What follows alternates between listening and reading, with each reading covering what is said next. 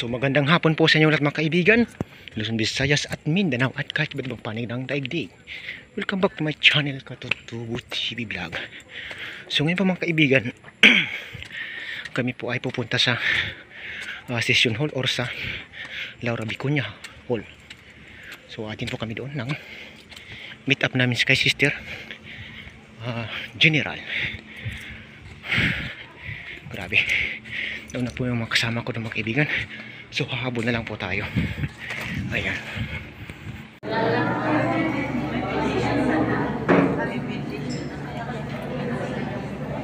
Hindi. Grazie. So ayan po mga kaibigan, si Mother General po namin yung naka black gray. Tapos sa kanyang translator ay si Sister Floret, yung taga sa amin dito sa Mornesi, Philippines. Ayun, kasama. Yeah.